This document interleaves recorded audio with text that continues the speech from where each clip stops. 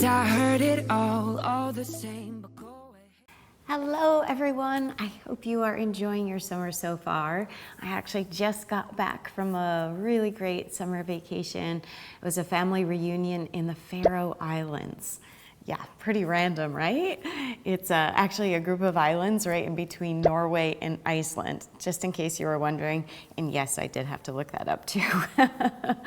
But there were 42 of us, and it was something my mom started years ago. So super cool that we were able to continue that tradition, and it definitely brought a lot of joy, which is actually what I wanted to talk about today. Joy. Just before I left, I saw, along with many millions of other people, the movie Inside Out 2.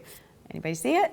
If you haven't, I highly recommend it. And this might be a little bit of a spoiler alert because I'll be talking about it a bit. But it's a great movie. It's about a young girl, Riley, and all of the emotions that she has. And this particular movie was highlighting anxiety. She's going into her teenage years, and that's when anxiety kicks up, as it does and remains for many of us, right? Any of you out there experienced any anxiety or stress? Certainly, it has for me and for most people that I know. And I'm curious, when you're anxious or stressed, what do you do to try to shift out of that? It's a question I often ask, what works, to clients, and even investigate for myself. What do I do? And the answers vary. Everything from going for a walk, calling a friend, watching a TV show, doing something physical, some kind of physical activity, or crafts, or journaling, meditating, prayer, all of those things. And what they all have in common is that they change your state. You're going from a state where your nervous system is on overload, your mind is racing, your physical body is generally very tense, or your stomach might feel like it's in knots, and you're moving into a place where your nervous system calms down, your body relaxes, you're breathing a little bit more regularly, and your mind isn't racing as much. It's thinking much more clearly, and typically more positively, or at least you're more resourceful. And as it was so beautifully depicted in the movie, when you're stressed, you can sometimes feel like you're almost in a tornado, right, of emotions, and it's going so fast. And then joy came in and basically like stopped and just evened that out. She brought in some joy, which became the antidote to stress, to bring more calm, certainly, and a level head and a little bit more perspective into the picture. And from that point, Riley was able to change. So joy is a really effective mode. Now, I know it's one of those big words like joy. Okay, what's that? And it means something different for everyone. And maybe joy doesn't feel, it's too intellectual, doesn't feel like a great emotional word, but something more like fun or playful or happy or light. Anything that's a little more uplifting, inspired. All of those things are moving to that highest frequency state that we can have, which is joy.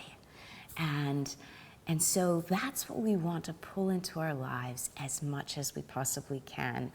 And there's a lot of great research out there that proves that. When we are more joyful or in a more positive state, we could be as much as 31% more productive. That's pretty huge. And it has a bit of a domino effect. So when we're feeling more productive, more joyful, better state of being, not only are we better at our work, but we're also better at everything else that we do. We also know that it has a contagious effect. So when you're feeling more joyful or a little happier, a little more inspired or positive, the people around you start to feel that too. That has that contagious effect. And that's a great thing because you can uplift all of those around you as well. And it certainly is impactful when it comes to our health, because when we're feeling more positive, when we're feeling more joy, we're certainly more calm, we're more relaxed, we're breathing better, and it causes less inflammation in our bodies, which makes us healthier and ultimately happier and more fulfilled. So, what is it that could bring you a little more joy in your life?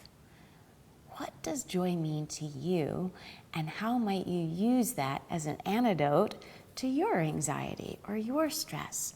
How might you come in and shift that? Because all emotions are important.